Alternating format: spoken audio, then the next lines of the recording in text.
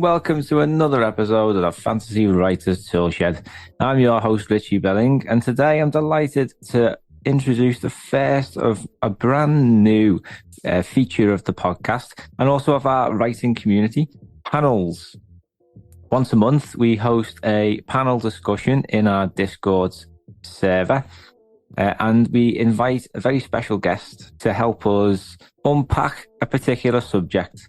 A few weeks ago, we were delighted to be joined by the brilliant Stephen Aryan, who joined us to talk all about world building and a bit about his new book, The Judas Blossom. Also joining me were three members from our community who also featured in our last episode, Josh, Isa, and Jonny. Panels take place once a month, and the next one is going to be on the 25th of June with literary agent Laura Bennett. So if you would like to come along to the live events where you can ask questions of Laura and the other members of the panel, then just click the link in the description to join our community. You'll get a few emails, and there in one of those emails will be a link to our Discord server, and all the panels take place there. Today is the recording of the panel with Stephen Aryan. So if you are looking to brush up on your world building and want to see how one of the top authors at the moment is creating their world, stick around. It's going to be packed with insights. Just a quick reminder to subscribe or follow the show. And that's just so you don't miss any episodes when they come out. If you like what we're doing and want us to do even more, a quick rating on Spotify mobile app or on iTunes is very appreciated. It tells us, number one, that we're doing something right, and then we'll keep on doing more. And two, it helps other people find the show, which is very, very important. And you can also help us do that by sharing this on social media or with anyone who you think may be interested. And lastly, if you want to learn more about writing fantasy, you can get access to classes on the likes of writing a novel, editing a novel, creating characters and world building, as well as books on writing fantasy, guides, blog posts, interviews, and much more, all on Patreon, the link for which you can find in the description. Now it's time to get on with the show, and I'm delighted to introduce our four panelists, Isa, Josh, and Jonny, and the brilliant Stephen Aryan, for a chat about world building. So thank you, everyone, for joining what is our first ever panel discussion group. It's something that I've wanted to do for a while, but it's just time's a big factor in most things, isn't it? I'm delighted to be joined by some brilliant members from our community, Isa, Josh, and Jonny. And you guys, I think, gave me the prod to do this one. So thank you very much for doing that. How are you? You all getting on? You okay? All right. Very excited to be here. Very good. And of course, we're very excited to welcome our very special guest, Mr. Stephen Aryan. How are you doing, Steve? I'm good, thanks, Richie. Thanks for having us. Oh, thank you very much for joining us. It means a lot to us that you've given enough time out of your very busy schedule to join us, because we all look up to writers like you. And I don't know about everyone else here, but I love to learn from people who are doing it the right way and doing it really well too. So it's the best way to get insights. And panels, I think they're a really interesting thing as well. Like the first ever one I went to was in FantasyCon a few years ago, and I learned so much. And I think it's just because you get 4 or 5 perspectives rather than just 1 or 2. But yeah, have you done quite a few panels then before, Steve? Yes. So before I was published, I was going to conventions and panels the same as everybody else to learn as much as I could from other writers, listening to agents, editors, publishers, just everybody talk. And I just tried to soak up as much information as I could about writing books, the industry, publishing, all of it, because as much as this is a creative thing, you have to have an awareness that it's obviously a business, and you need to have some of that business acumen and at least a basic understanding of how it all works. And I think some writers, the dream for me, the goal was always to get an agent. And then once I've got an agent, you get a contract. And then it's like, okay, how does all this work? So the more you know of that ahead of time, the more you are prepared. And I think that's a good thing. Yeah, definitely. Yeah. And one of the reasons that I want to do these panels is because you get a real insight into quite specific subjects. And I remember going to one quite a similar subject that you mentioned there about how the industry's changed, and it had Adrian Tchaikovsky and Juliet McKenna on it, and he just explains so much that you wouldn't learn from reading like a blog post or whatever. And yeah, it was amazing. And I think what we'd like to do in this community anyway, there's about 350 of us now. It's grown very quickly. Is do more of these kind of things and get real insights on specific subjects. And one topic in particular that everyone loves is world building, but it's riddled with traps. I think it's fair to say. And I've been reading the Judas Blossom, which is Steve's new book, coming out in a couple of months, and the world is absolutely sensational just because it's so unlike anything I've read before. And I think that's a good place to start. So, Steve, do you fancy telling us a bit about it? Yeah, sure. So I wanted to do a book that was very, very different, and I wanted to challenge myself, and it turned out to be the most difficult series I've ever written, which is a problem for myself. So this is a historical fantasy series. So all of the main events in the first book are historically accurate. They all happened. Who was there and the order and the timing has been changed for the purposes of the story. So there's a note in the front of the book, which you would have seen, Richie, that says, whilst I've tried to honor history, I haven't been an absolute slave to it because it would prevent me sometimes from telling a dramatic story. Because sometimes wars in history will go on for like 2, 3, 4 years. And that's a whole trilogy by itself. I can't just have a book that's full of a trilogy. So sometimes I'll sort of say, this things, and I skip over sections so that this major event has happened, and then the story can carry on. So there's, it's not a spoiler, there's like a siege of a city in the story at one point, and that happened. All of the characters in the book, most of them are real people, but some of them are fictional, and sometimes we don't know very much about them from history. So I've said, right, there's a massive gap there. I'm going to extrapolate that and do something complete my own because we don't know. So historians would get upset. However, it is historical fantasy. So there is some made-up stuff in there. There's some mild fantastical elements. It isn't magic heavy. There aren't like non-human races because it is Earth and it is set in 1260. So it is very much our planet and stuff that's happened. But I've just added some kind of what-if scenarios and maybe, and then I've woven a story like a slalom skier hitting all these points in history. And that was incredibly difficult. So I don't know why I did it to myself, but there you go. Sounds great though. And like you say, it's taking something that's you're sort of familiar with and then asking what if. It seems to be the starting point, doesn't it?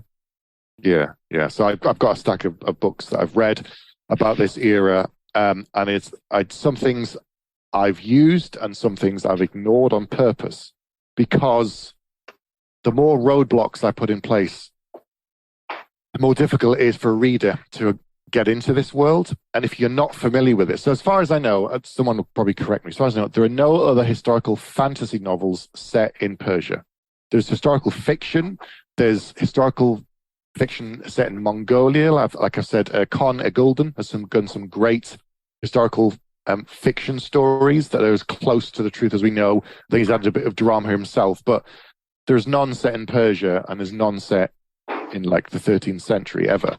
So nice. That was going to be a challenge. And then people are going into this whole new world that they don't know anything about. And the more terms I add in, the more I feel it can knock someone out of the story. Mm-hmm. So and also like the language, I don't use modern phrases or slang or terms because I want people to feel like they're in this part of history. There was one thing in the story which I took out. The proofreader said, this feels like a bit of anachronism. Someone's drinking a cup of coffee. Yeah. And then we started to get into the debate of would there be coffee in 1260 in Persia and would it have come over from South Africa? And I spoke to my dad, who is from the Middle East, and he's like, technically no. However, it could have come from Ethiopia and been imported. Yeah. I was like, you're right. but it still feels awkward, so I've taken it out, and just people are stuck drinking tea and so on. So there's things like that. It's getting the balance right. But the book involves the Mongolians invading Persia, their occupation of it, and the stories about a rebellion fighting back from the inside. But there's lots of terms in Mongolian warfare that I've removed on purpose. So there's a different term for someone that commands 10 soldiers, 100, 1,000. So there's 3 new words I've got to throw in, and you won't know what that means. And every time I start doing that, so think of Peter Brett did it with The Warded Man. He started trickling in little words all the way through. By the time he got to the 4th book, I had to keep flicking back to the glossary because I had no idea what some of these terms were. And I was I don't want that. I don't want people to keep knocking themselves out the story. So I haven't used those terms. And I've used ranks in the army that people will understand, because the majority of the readers, until it gets translated, will be English speakers, which means they're based in the West, or they're English language speakers based around the world, or they're expats, So I've kept things like lieutenant, captain, and you understand it's an army, you understand it's a rank.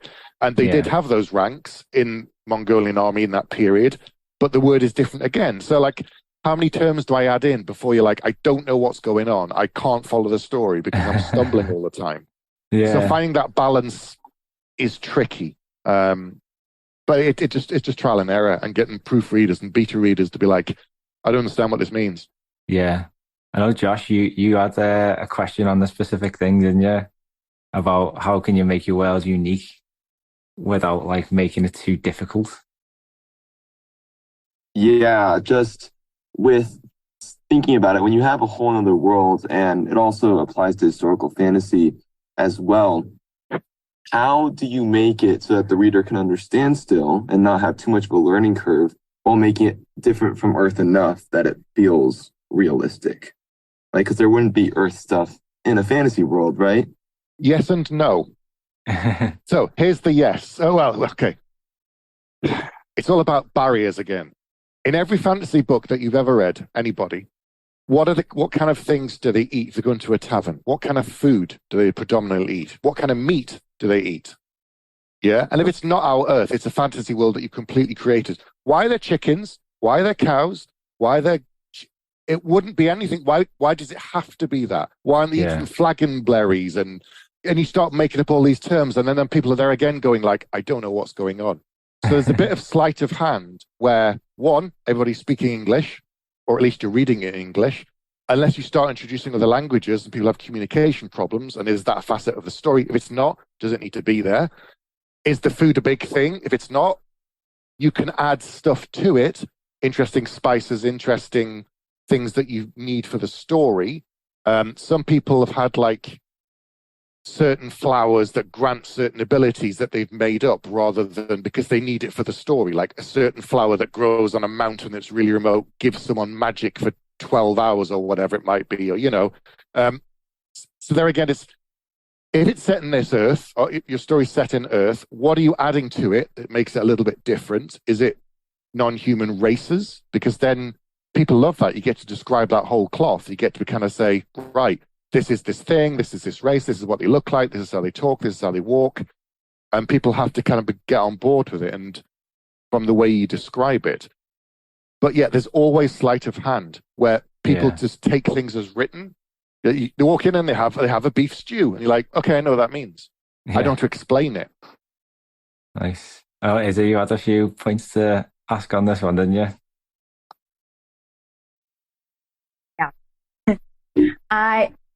We sometimes gravitate towards the standard fantasy setting, right? Middle Ages.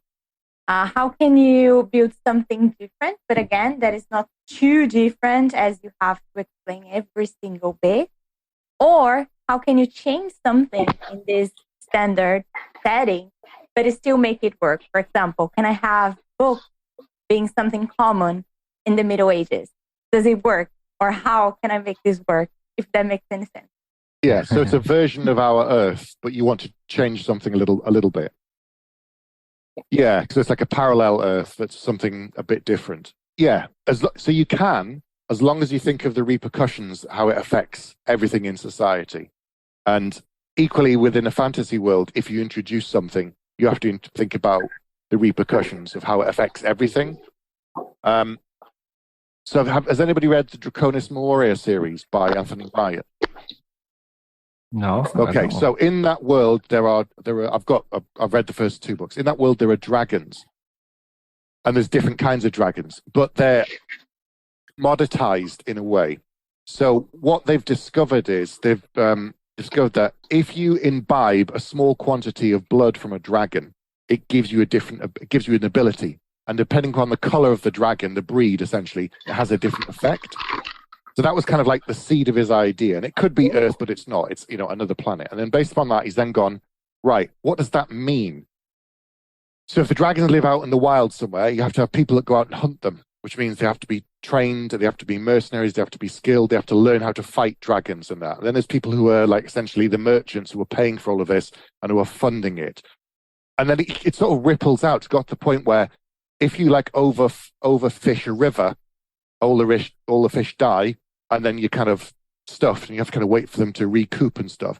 So they're getting to this point in this world where there are too many people going out, being paid to go and get dragons to get this blood because it's an important commodity. So they're trying to raise them, they're trying to capture them, tame them, and raise them, like, in pens, essentially, for the same purpose. But it doesn't work the same. The dragons aren't as fierce, and it doesn't have the same quality. And it's like, so every time he's put something in, he's thought about, what's the knock-on effect, and how does that affect the next thing? Yeah. So if it's magic, it's like, has everybody got it, or has nobody got it? Is it a few people? If it's everybody, how does that affect everything? Travel, food, and you just kind of... World building is fun. World building is brilliant. I love doing it. And you should look for the holes that people don't fall down when they're reading the story. But equally, you shouldn't spend 10 years world building and not writing the story. Some of these things you'll come to as you start working through the story. You'll be like, I've just suddenly thought of that thing, and that doesn't make sense now. And then you have to go away and think about it, and someone can fill the plot hole. But you can change something and like set it in history. So if you say, so my book's set in the 1300s. If I introduced, I don't know, something really like, I was going to say astronomy, but astronomy was already there, and the rest of it to do with the weather, and they were very aware of it. Well, if I introduced something from our time to the present, to the 13th century, how would it affect everybody? What would it be? Like, what's that Outlander? The woman who travels back from modern day times to thing. I've not read the book, so I don't know this, but she has an advanced knowledge, surely, of medicine. So she goes back to the whatever period it is. How does that affect her? Will people start thinking she's a witch because they are using leeches? And she's like, no, it's germs. And they're like, what's a germ? We can't see them. We have to have them, what do you mean I can't see them? And so then it's like, it's that constant thing of, okay, how does it ripple out? It's like dropping a pebble into a pond. How does it affect everything else? And you may not get everything, but you've got to just try and think it through as logically as you can. Go ahead. The things that we change, they have to matter. They have to impact the story somehow. It has to be integrated. Like one guy I was talking to saying, I've got these characters, got this stuff, and now I'm starting to do the world building. I'm like, well, they must be integrated. Yeah. Whatever the world is going to affect the characters and vice versa. It can't be separate. It has to be one thing. Otherwise, they're just two people sat in a room talking. It's just on stage then. It's just like a theatre thing. So it has to be integrated. Yeah. Jonny, what are your thoughts on this? Well, I think it's so interesting because, the closer you keep it to an Earth-like planet, the easier it is. You can rely on that, right? Like it's a tool that you can use what's already familiar with people. Yep. So the more you get into second world created fantasy, which is what I write, and it's really difficult because you want to bring people into the world, but like Stephen says, you don't want them having to thumb through an appendix the whole time. You want them immersed in the story. So you have to figure out. I use a mashup technique usually, right? I take something that's going to be familiar enough to people and then change something about it to make it unique, right? So you can still use those things, but you can't say a microwave. That doesn't exist, right? Or, coffee, like Stephen was saying. So you can change the color of it. You can change, the texture of something, or just think about how those things you can use them as tools, right? And it's a layering process. It's not going to happen in the first draft. I know all the time when I'm going back through first draft stuff, it's it feels info dumpy because you're literally generating it as you write, and that's okay. But the more you can find ways to use your characters to introduce those things through thoughts or interactions, rather than just explaining something. It's the classic show don't tell. But people forget that just by having your characters interact with the world or thinking about the world or how things are, you get some of that explanation in, and you have to have readers tell you if it works or not. You're too close to the piece to know as you're creating it, if it's coming across or how it's confusing. And you just have to, I think, be adaptable and not be so set in what you've created, to not be willing to think about it differently or change it if it's not working. Maybe you go more soft magic than a hard magic system if it's easier for you to build that in. But if you want the hard magic system or something more complicated, it needs to make sense to you, and it needs to make sense to the world, but you don't have to explain everything about it to your reader, right? That's part of the mystery, and you have to trust them to be smart enough to get it. But that is really the fine line to write, I think, as a second world epic fantasy writer, is how much is too much, how much is not enough for them. But you'll get it in front of readers and you'll see what they gravitate towards or where they get caught up. And ultimately, like Stephen was saying, you want to take them on that journey with you, not have these elements take them out of what the story. Yeah. So what do you guys think is the biggest trap that people can fall into when it comes to building the world? Who wants to start? Do you want to start? I don't know, because my skills on word building, I'm still developing them, okay? I still have a lot to learn. I tend to focus more on characters and their conflicts than the word itself. But I think that's more or less what Jonny was saying, when it's too much and when it's too little, because it is fun building a world. It is so much fun. Yeah, but too much fun. Yeah, when do you stop? When it's enough. Do I have to know every single nation and kingdom I know that won't interact with my story? Or is it enough if I'm talking about these people here, so I'm just gonna build around them? So I don't know, something like that. When figuring out what do you need, what you're missing, and when you have just too much and you're building stuff that you will not use later. Yeah. Josh, what do you think? Yeah, I think that I'm going back almost to what Stephen was saying earlier about the ripple effect. I guess I'll call it that, the ripple effect of changing one thing and seeing how that spreads out. I think that a big trap you can fall into is changing something too massive. For example, if you change something like the astronomy of the world, for example, in my story, my story has no moon or sun. Instead, there's these meteoric blazes, and the effects of that can be really massive. And so the ripple effect can be so large that it's too much of a learning curve. And so I think it's really important to not bite off more than you can chew. And so, or to limit your change. So for example, instead of I'll use my example of the meteoric objects. The sun on Earth provides heat, right? The right amount of heat, temperature for us to live. And so instead of going into the science of what temperature do these blazes or these meteoric objects have to be to make sure humans can live, you just say, it just does. Or you address it. Obviously not that bluntly, but you just create a solution that's much simpler than the very scientific thing that is needed to actually make it full on realistic. And so I think that it's just really important to not take on more than you can chew. But what do you guys think about that? I mean, do you guys agree, disagree? Yeah, I think that was sorry, go ahead. Oh, go on. I was just going to say, I think that the one thing I wrote down is don't get caught up in perfect. when you're starting to write, right? Plausible is enough. And don't get hung up on something that you can't figure out in the moment, and keep writing the story. Like, you have to trust your subconscious mind will figure those things out as you, like, sometimes you have to move forward to really figure out where you're going. And it's okay to just throw a bucket in there and be like, come back to this and figure out how it works with, my world has two suns. So when you were talking about that, Joshua, it reminded me of when I realized, like, I was thinking about it wrong, and it wasn't going to go one sun and then the other sun, like, it was different, and it took me down this whole rabbit hole.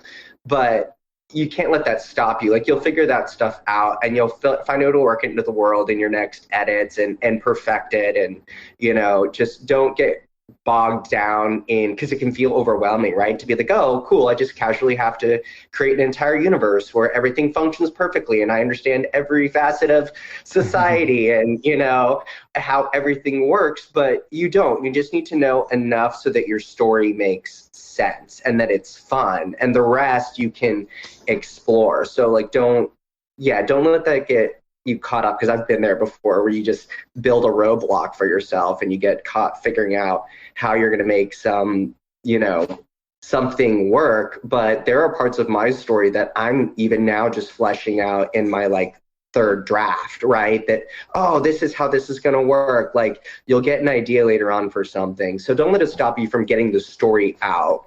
But it does need to be at least plausible, but not perfect. It's okay. It's not going to be perfect. A good way to start is, because someone's asking a question about where do I start with world building? Yeah, that's a very good question. Rather than go, start thinking about, I'm going to have 3 suns and 12 moons and then, draw a map and complicate things. It's just like, before you get to any of that, because people always want to see a map. And there again, the difficulty is, the more you draw in, the more you fill in. At some point, even if you never touch it in that story, you then locked yourself in, and if you ever do any stories in that same world again, you're like, oh, I'm going over here and there's going to be an ocean. Oh, wait, there's a massive landmass. I can't do that now. So what some people do is they make 1 or 2 small changes and have an Earth-like world as your basic platform. So assume there's 365 days. Assume there's 1 sun and 1 moon. And if they're not important to the story, you don't really talk about them. You just kind of mention them in passing, and that's it. You don't need to worry about it. But you could change one thing. And this is something that R.J. Barker has done in his stories. So if you've read the Tide Child trilogy, which starts with the bone ships, he's changed one major thing in the world, in that there's no wood anywhere. So all of the ships in the world are made from the bones of dragons. To the point where, like I talked before about with the dragons in Anthony Ryan's, they've killed all of the dragons and used their bones to make ships. And now there's no more dragons, or there's no more ships. So they have to maintain the ones they've got and look after them. But this isn't a spoiler. This is the start of the first book. The story begins with someone has sighted a dragon for the first time in, like, I don't know, 100 years, whatever it is. And these aren't flying dragons. These are like 300-foot sea serpent dragons, like that kind of size dragon. Yeah. So suddenly there's your kicking off point. So there is other changes to society. There's other changes to other things he's brought in. There's a non-human race that has a minor role, but more or less it feels like Earth, in that there's just humans, and there's pirates, and there's swords, and quarreling families, and then he starts to change things. Like I think it's one society is built on a matriarchy, so the mothers rule and the aunts and so on, but he started with that one thing of there's no wood anywhere in the world. What does that mean? Right, all the buildings are made from stone and this and that, and then ships. Right, bones, dragon bones, and then off you go. And so just with that, you can start playing around with it, thinking about the knock-on effects, and start building your story in that world. You don't have to start thinking about the 12 suns and the 15 moons and how does that affect the tides and blah, blah, blah. And, just start playing around with a version of Earth. And then when you get into it, you can start thinking about, right, well, who do they pray to? Is it one god? Is it multiple gods? Are there no gods anywhere? Is it kind of, older stuff? How does that affect people's beliefs? If there's no beliefs, what does that mean? And it's just, but start with the story, start with the characters, start with a small change to an Earth-like world, and then see what happens. That's a very, very good point, yeah. I love that idea as well, just getting rid of one main thing, like no woods. Yeah, that's really good, clever. A question that we've had from our community is it ties into themes and if you're writing with like a message in mind, and how can you use your world and your setting to really enhance that? And it's quite an interesting thing. I mean, I see it a lot in stories where if it's like the end of times or it's the threatening of the end of times, then it usually be set in autumn and there'll be dying leaves on the floor and stuff like that kind of thing. Have you guys come across any stories or do you employ anything like this when you're writing? Steve, what about you? Do you want to start?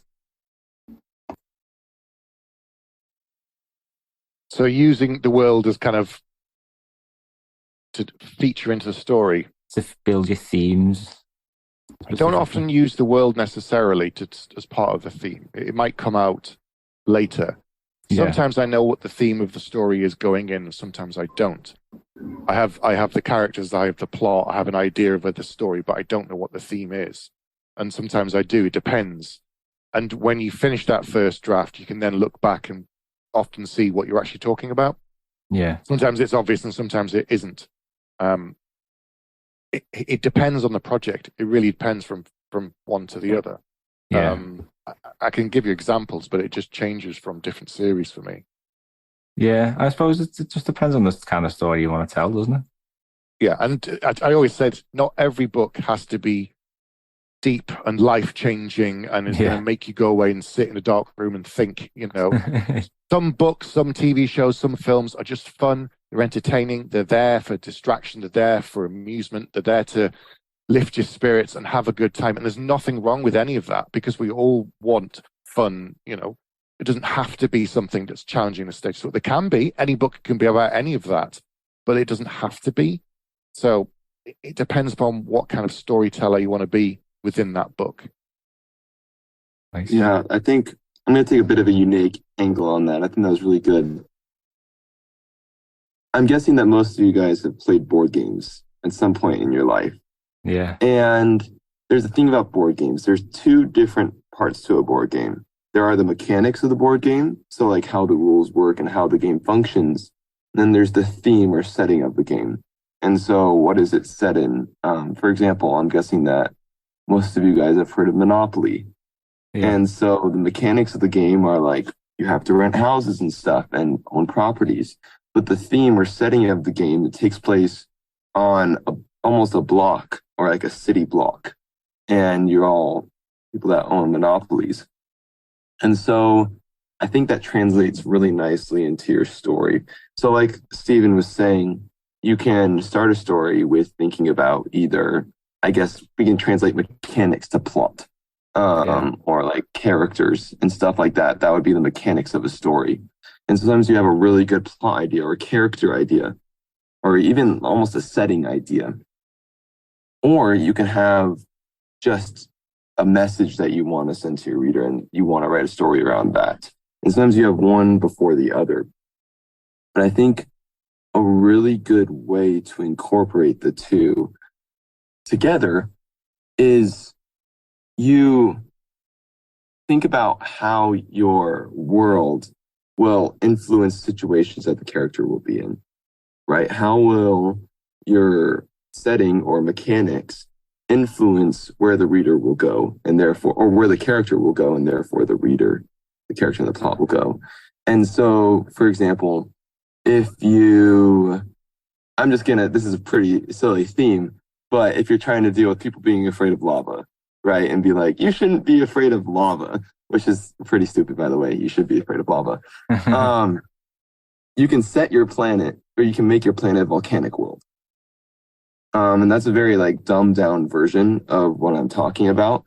But if you make your story about a volcanic world, your characters are most likely going to have to deal with lava, right? And so to expand that out to other stories that you're wanting to write. And I mean, do you guys agree with what I'm saying, or do you guys have different thoughts? I agree. I like my work in progress. It's a female protagonist, and she deals with a bunch of conflict, but the main comes from the word, which is patriarch. This is a hard word to say. it's based on patriarchy and it's a misogynist kind of word. So it definitely like directly impacts their story. If you're looking for example, I think Neverwhere from by Neil Gaiman does this very well. So his team, he's working with people, homeless people. That's where the story came from. That's the theme, people who fell from the crack into the cracks of London. And he built a world with these people who kind of like got left behind. So it's a whole world based on the theme of being homeless and forgotten. Yeah. And I think that's just brilliant. It's one of my favorites. Yeah, that is amazing. The other thing I'll just add quickly is that there's one of my friends said this. There's the story and there's what the book is about. A lot of readers, some readers, let's say that, will get the story. They won't get what the book is about. And you can't do anything about that. When people get it and they like contact you and like, oh, what this means about this, and it's fantastic. Some people just read it and go, yeah, that was fun. It was a fun adventure. I'm like, anything else? They're like, nope. I'm like, all right, okay, fine. I don't get paid any extra. You bought the book, I win. If you got more stuff from it, that'd be even better. But it doesn't change the sale price. So you can only write the kind of story that you want to write and hope that people get beyond the surface. They scratch beyond the surface. Some readers just aren't built that way and they just won't get it. Yeah. And it's kind of, you just have to kind of accept it and just be like, fine. I know there's more stuff there. But. Yeah. It's a bit of pill to swallow, especially when you get the 1 or 2 star reviews. Don't see the point in this. Went over my head. Jonny, what do you think? I think it's interesting because for me, like on my writing journey, and I've like been building in the same world for 20 years now, so like it just takes time, but getting to the themes really, like, because for me, I realized that what my story was missing was like a part of me and diversity and all of that, and it really started influencing how I changed my world building. So like I had a species of kind of tree-like dryad people, but I had gendered them, and I was like, they probably don't have genders, they're trees, like, and that made more sense for the story for me, you know? So like it was fun for me to explore those things and get to like put those parts of me that were important in it. So if you're writing to a theme that's obviously important to you at the beginning of it, like find ways for that to come through authentically in the work and make your work something different. And I think that people will really gravitate towards that authenticity and that piece of you that you've put into it, and it's going to feel more real and it's going to feel more layered and deep because, you know, those themes are underneath of it. It doesn't have to be, you know, you don't need to hit them with the face theme. Like they should be feeling those things as they go through the story and discover the world with your characters. And, you know, like Stephen said, you don't have to do it. Sometimes it just needs to be fun. It just needs to be exciting. But if that's the story that you're trying to tell, like lean into it and let it shape the world that you're trying to build. Because we have that luxury as fantasy authors that we can play anywhere on that spectrum between, you know, classic fantasy setting and something, you know, that could really change the way people think about the world around them, you know, and it's okay to be anywhere on that spectrum. But if it's important to you, then like lean into it and find out what it means for those characters and your world. My dog wants to be on the panel too. Yeah, that's a really good point you make. Yeah, because I was chatting to Denise Crittenton on the show, and she's an Afrofuturist writer, and she wanted to create a world in which everyone was black. White wasn't a thing. And I thought that was brilliant, a brilliant example of creating the world that you want. So yeah, there's a question now that we've had quite a few people mention and sort of allude to in various forms. And it's a bit of an awkward one, I think, when it comes to writing. I was chatting to a guy yesterday about it, and he was having a lot of trouble getting his head around this, is when you're editing and there's a lot of material in there, let's say. Stripping it back it can be quite a difficult task, and I know I've been in this position before, where you feel like you feel like the reader has to know this information that they just can't work it out for themselves. This has to go in here.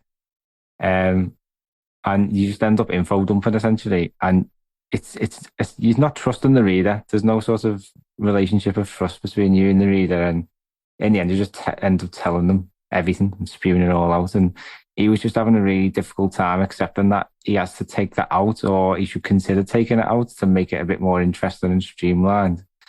And I'm just wondering, because it seems like it's difficult. It's obviously you've created all these wonderful details, and you just want to get them in and show the world how great this place is. How do you overcome that? Have you been in this situation before, and what have you used to sort of turn off your feelings and just cut it all out with the vicious red pen? Well, I haven't done a lot of editing. I'm working on my first novel right now, and so I haven't finished the first draft yet. But this is just an idea I had, and feel free, you guys, to completely smash me on this. But I thought a good way to do it, if you really want to get this information to the reader, why not create a history novella of your world?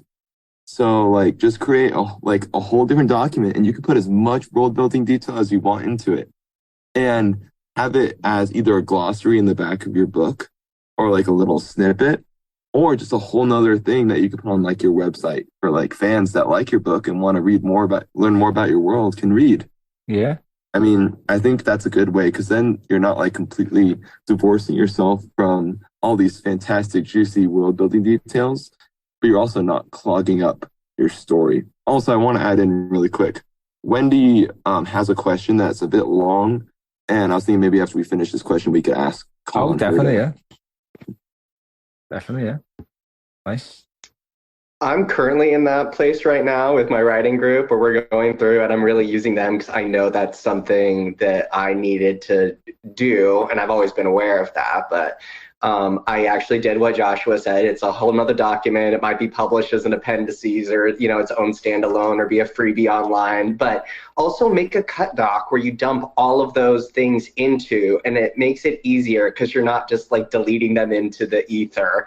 Like they're there if you want to go back to them and add them, but make sure that they're doing something for your story and for the plot, and not just for you to share that information. Like make sure whatever it is serving a purpose in the narrative.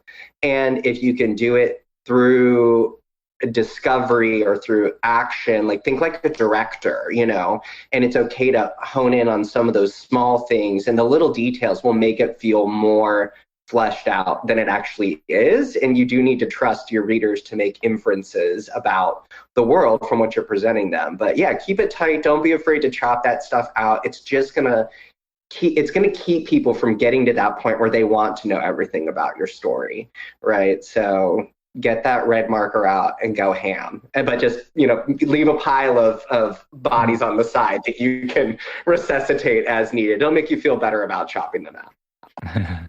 I think part of the joy of doing world building is I create like a world Bible that has a lot of this extra information in, and it exists as a separate thing. And you might only find out 10% of it in the story, but the rest of it still is there. And like Johnny said, if it doesn't serve the purpose and it doesn't come up in the plot, it shouldn't be there. I'm not, if I say that the coins are called sheks instead of pounds, and that's it, I'm not going to give you a 10-page thing on why they're called sheks unless it comes up and someone says, well, why are they called sheks? But then why, they already know that. Why would someone ask someone else, why do you call it that? So there's no point that, I've written a 10-page thing that explains it was based upon this emperor and blah, blah, blah. I don't care. The reader doesn't care. It's a tiny detail in the story. That isn't the story unless the main character is fascinated with coins for some reason. It's one of these things that some authors have really, really big doorstep of books. And I like some of them. I'm not saying you shouldn't do it and they aren't good. But I feel in my own writing, I don't want that. I'm bored. If I'm bored writing it, it's going to be boring to read. So I'd rather have stuff in there that serves the plot, serves the characters, and makes the world feel a little bit different without just bogging down the pace. Because you know there's so many distractions these days from everything for people's times. You're constantly fighting. And sometimes it is nice to soak into a book and just be absorbed by it. A lot of people aren't built that way. They just want to read a book and have a good adventure and feel like it's a different place. So you do a charcoal sketch of a character and they fill in the blanks themselves in their own mind. Every version of every other character in every book is slightly different because it's based upon the version that you've created in your mind. It's different to mine. It's different to everybody else's. So have your world Bible, have it somewhere else. If you then want to do some other cool stories that explores a different part of the world that doesn't feature in the main novel as a separate novella, great. You've got all that detail. It's already set up. Have fun with it. Build out the world. Like Ryan Cahill has done a novella. He has like the first novella that's free and then a main novel. That might have a bunch of stuff that's not directly linked to that first book. You don't have to read it, but you could. But it gives you a whole bunch of extra stuff. So there's different ways now with self-publishing and even being a hybrid author to do that and have more stuff set within the same world. What about the Expanse books? They did a bunch of novellas, have background stuff on all the characters. So one of the main characters, we find a little bit about him that he used to work in a brothel, blah, blah. And then there's a story that they've released about his early years, about growing up on Earth, what it was like for him. But I didn't need to know any of that for the main plot to follow the story. We just told about it in passing. But if you want to go back and read that thing, you can now, but it's not necessary. Yeah. It's great, isn't it? As you're sort of going through and you're seeing all these potential avenues that you can go down, and it's not like just knowing, I suppose, it's like, I'm going to save that one for another time. Whether you'll ever get to it is another matter. And I also think it matters like the subgenre that you're writing in fantasy, because if you're writing like high or epic fantasy, your readers will expect more information on the world. Yeah. They won't mind. They are actually like, they want it. But if you're writing in maybe some other subgenre, they will be more interested in the characters, so you can move more quickly.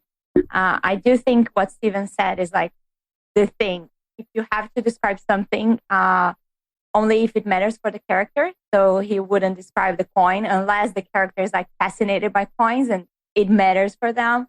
So you only show, and if you have to show, how do you show it? Why does it matter to your character? Why is he noting them? And why is he like actually looking at it and thinking about it? And then it makes sense instead of just out of the blue. So it could be really minor. Like if someone looks at a coin and someone else remarks on it and says, the king's just died. Oh, I see, they printed a new coin. They got through that pretty quickly. You're like, oh, right. So someone's been deposed and straight away they've reprinted the coins to kind of move. That's an interesting detail. It adds to the world. It tells you something and you move on. I don't tell you how the coins were made and what it's, I don't need to know. Like if it's important to the plot and the change of government and power, great. Then you move on. The rest of it, I don't care. I don't think readers do most of the time. Yeah, I think Stephen really nailed it there, because I was going to say, as Isa was talking, I think it's about the economy of words. You can do a lot with a little bit. You can give people a little slice, a little, I call them breadcrumbs or something like, that makes you feel like there's more there. It's the tip of the iceberg. They don't need to know what's under the iceberg, but just knowing that it's there, it's going to make your world feel more fleshed out. And so those things are important. We don't, you don't want to gut your world of those things because it's what's going to make it feel unique. But don't feel like you need to do a 10-page thing about the coins. It's a perfect example that he did it in 2 lines there. It's probably like 25 words and you got a lot there. So it's, use those details, but the economy of words is super important, and you can do it. Just find fun ways to do it, and they'll pop into your head at silly times. You're like, oh, this is where I could put this in there. Yeah. I think like one thing that I saw from Emily, a question about when we like address really big things and really big changes about world building, and the reader doesn't know, but all the characters would and wouldn't really think about talking about it. What Stephen brought up sort of sparked this idea in me. Why would you talk about the coin unless you're a coin enthusiast? Or like if it doesn't matter to the plot, only a coin enthusiast would talk a lot about coins. So for your story, either have your main character be very interested in that piece of world building or a side character that they talk to. And that's a really great way to get a lot of information. Like, for example, any of you have read Steelheart, the Steelheart series by Brandon Sanderson, he does this very well where the main character is a nerd about all the superheroes. And he just describes them in detail because he's a nerd. He's a super nerd. Yeah. And so have a super nerd for your world building in your story. That's a good idea, yeah. I can't remember which, I don't know if it's E.J. Beaton's The Counselor or something, or one of them. I can't remember which one it is, but the main character's like a food taster. So therefore, they know everything about food and poisons. So therefore, you're going to get information about plants and poisons and what they smell like and what they would initially taste like, because it's important to the plot. If it wasn't, it wouldn't be in there, and she wouldn't have this kind of detail in. So there again, whether it's coins or poisons or whatever it is, you've added to the world. If it serves the purpose, have it in. Otherwise, mention it in passing and move on. Nice. Great. I think that's about all the questions I've got. Has anyone got any other questions for Steve? Can we call on Wendy? Oh, yeah, Wendy's question, yeah. Hi, can you hear me okay? Hello, Wendy. Hi, how are you? I never do these on my phone, so I apologize. Oh, there I am. Okay, I'm sorry for the long question. I'm writing a historical fantasy, and you mentioned the thing about the coffee, which got me thinking.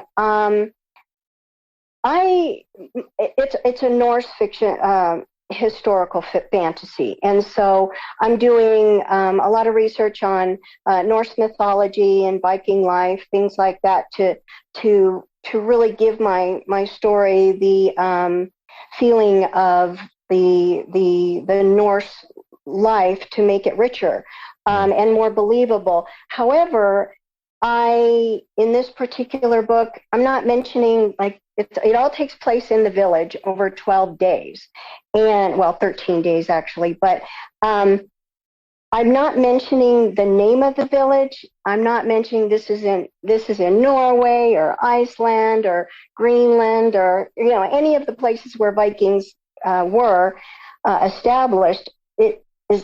Do you think that that's a problem? I'm mentioning mythology, the way, some things about the way of life, but I didn't think that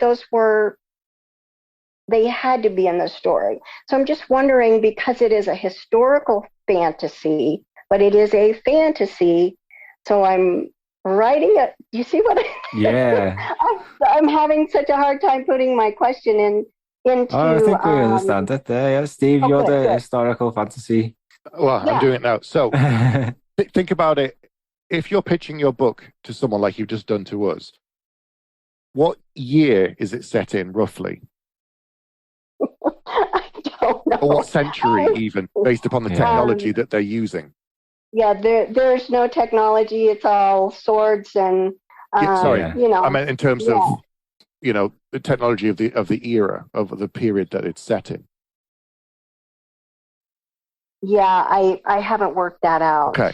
It's ancient Norse, so you do know roughly which country it's set in? If it's not, the reason I asked is Norway. Norway. Okay. So when you're pitching this book to someone, when someone walks into a bookshop and they pick it up and look at the back, the only reason you need to know a little bit of that, and it doesn't have to be in the story or described, is in the back it will say 1160 Norway. Johnny the Viking, blah, blah, blah, goes and does this. He's fighting, blah. And that's it. You don't need to say anything else. It doesn't need to pop up, because someone's not going to turn to someone else and go, well, now that we're in 1260, it's quite an interesting year. Yes, it is. Yeah, it doesn't need to be that. So in the front of my Judas Blossom, there you go. In chapter 1, it says part 1, chapter 1, 1260. And then we start the story. And the back of the book says 1260 Persia. And off we go. So yeah.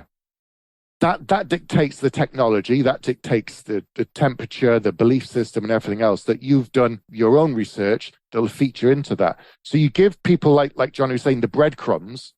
So whether it was a Bronze Age story or a modern story or whatever it is, that will dictate the technology, the weapons, the society, everything. And the country will give people clues. And that's all you kind of need to do. So work out roughly what century it is, depending on what kind of weapon. You could just say 7th century Norway. And that's it. You don't need to worry about anything else then. The historians can have as much fun as they want looking up stuff and saying you've got it wrong, except that it's fantasy, so it doesn't matter. Right. So that's let them have a hissy fit. It doesn't matter because it's fantasy. So just work out roughly where and when, roughly. And then forget about it. And don't stress about that. Just tell the story that you want to tell. Okay, that's what I needed to know. Thank you so much. You're welcome. Nice one, Wendy. Thank you. We've got a question here from Graham.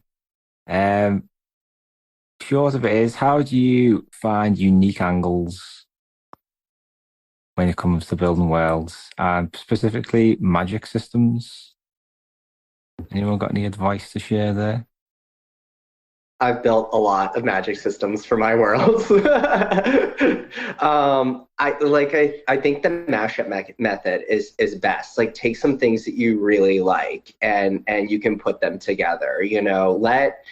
Nature is lit. Be curious about science and the world that we live in too, because a lot of times you might be inspired by that. Like, some of my best fantasy world building ideas have come from, nature and science documentaries and learning about the world that we live in, and just how, our own perspective sometimes keeps us from understanding like how bees communicate, or how, the mycelial network works. Like, all those things are so fascinating and can just really differentiate, your world. Or using, like Stephen just did, a lot of authors are doing it. A lot of editors and agents are asking for worlds that are not based on, the standard, Western fantasy worlds. So look at different cultures. There's a website called Encyclopedia Mythica where you can look up different myths and legends and creatures and stuff from around the world, and from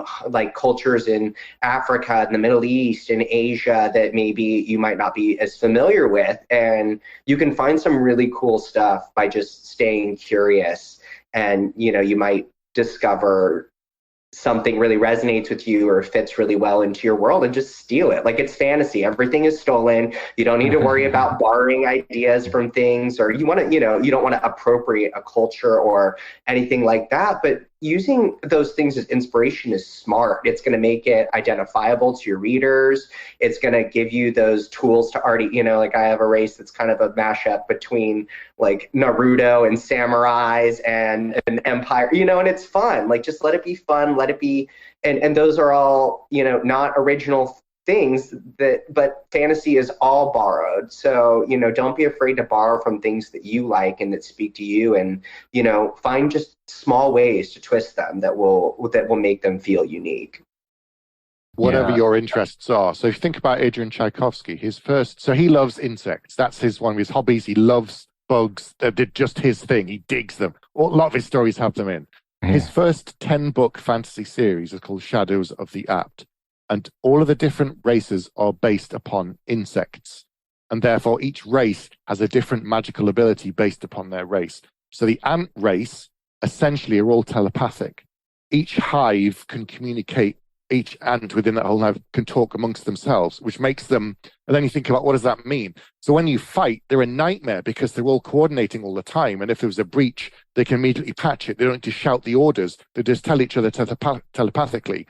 You've got the bee kingdom, who've got this kind of sting, but it's quite dangerous. You've got the wasp kingdom. You do it all the time because that's how wasps are. And you've got spider kingdom. You've got mantis kingdom. It just and you start spinning off all these cool ideas, all just based on the fact of things that you can relate to based upon insects, because that's his thing. So whatever the thing is that you're into, or several things, like Johnny was saying, mash them together and go off and have fun.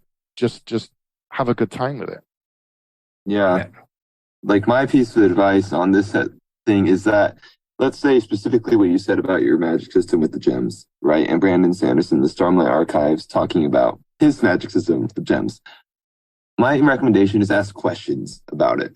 For example, where did the gems come from? That can change everything. Because that will change the quantity of the gems, how easy they are to get, how easy they are to acquire. And then you can ask, how do the gems store the magic? Come up with insane ideas, because insane ideas are usually the best ideas. but just come up with crazy ideas. Like, what if instead of the gems like showing light, becoming light when when they get magic, what if they get dark? Right? That's just a twist, right? If you just twist something, it'll automatically become different. If you just keep twisting it, eventually it's going to be something new, right? Just take it farther and farther and farther. And there are going to be stupid ideas. I mean, that's just how it is. You just got to throw those out or save them for another story. But eventually you're going to have something that's so different and unique that maybe it started from the same base, but you've changed so many things that it'll be very fascinating. And I would also argue, like, there's a lot of magic in our world, you know? Like, the Name of the Wind uses a type of magic that is sympathy. And it actually, like, a real life kind of magic. Like, people used to believe in sympathetic links between things that were similar. So we, like, every prayer is kind of like a little spell. So you can look at the magic that it exists. And I'm saying this very loosely, guys. Please don't be mad at me. But like those wonders that we find in real life and apply to our magic system. And also like technology. Technology can be magical. Like a lot of technology is magic. Like if someone just came from the past and look at a TV, look at what we're doing now. This is magic, right? So you can have mirrors that you can communicate with people like Zoom, like a Zoom meeting. And that's a lot of fun. Nice. Yeah, isn't it Arthur C. Clarke who said any sufficiently advanced technology will look like magic? I think that's what he said. Or something, I'm paraphrasing, but you know. Yeah, there's something like that. That's sci-fi, right? That's just the sci-fi genre, basically. Yeah, it's all magic. Well, yeah, so there's a cool middle ground between there too, you know, and you don't have to explain, like, look at, you know, I think most people are familiar with, you know, the series Game of Thrones, Song of Fire and Ice, all of that. He hardly explains anything. He just literally is like, yep, and she hatched 3 baby dragons and stepped out of the fire unscathed. Like, you never understand how any of the magic works. The Faceless Men, you kind of get an idea, you know, like, no spoilers there, but like, none of it is explained. So if you're not going to have it like be explained, make it so cool that nobody cares, right? Like, even like the seasons, right? They have like long seasons, summers, the last years, and winters. Like nobody's questioning how that works with Earth moving away. And the 2% of people that can figure it out and tell you how it should have been, you know? Unless it's an important thing of the story. So has anyone read like Grey Sister, the trilogy by Mark Lawrence, something of the ancestor? This isn't a spoiler, it's part of the story. The whole planet is freezing over, and the only thing that's keeping a strip around the world livable where some people live is this kind of advanced technology that if you take a step back from the story and you think about it, you realize it's some kind of satellite that's reflecting light from the sun onto this planet that keeps the ice back, and they start. I have read it. Yeah, so the characters don't really understand it, but we as readers kind of get a little bit more because of who we are and what century we live in now. But it's a fascinating view, and that's an aspect of the story, but it's not the whole story. So that kind of thing, and it seems like magic to them, as we're going, well, it's just a satellite with like a panel and a dish, and it's reflecting. And all right, okay, sure, let's say it's magic. Yeah, cool. Yeah. I experimented a bit with that with cannons. So I always loved the description of from medieval times of cannons being these tubes of thunder because no one knew what the hell they were, and they made noises like thunder. So that's what they could only liken it to the sounds that they were familiar with, and they were absolutely useless. They didn't hit anything, but they were quite impactful in getting people to turn and run. So I just love playing with that. Yeah, it's fun to explore too. Like you think about how people explained science throughout all the different ages and the different, the origin stories around the world are just like, so fascinating from, being under a turtle's back. And then you've got the whole, Greek pantheon and then they kind of like shifted it. The Romans, like, you know, there's all this crossover and intermingling and stuff that happens. So look at history for inspiration too, if you're stuck in your own fantasy world, or if you're writing in a historical fantasy world, you know, get into that, some of that history, and you'll find a lot of really fun things, you know, to play on. And ask people, ask an expert. You'd be surprised who would actually respond and reach out to you if you know, look up professors of, you know, certain types of history or something that have public facing, you know, social media or emails. A lot of people will get back to you or answer a couple questions or set up their time. So just stay curious, I think, is important. Nice. I think that's a good point to end, staying curious. Thank you very much, everyone. This has been really, really interesting. I've learned an awful lot, and like you say, you benefit from everyone's perspectives on things, so thank you very much. And thank you especially to Stephen, being our special guest for our first one, so thank you very much. You're welcome. Cheers, man. When's the next big novel out?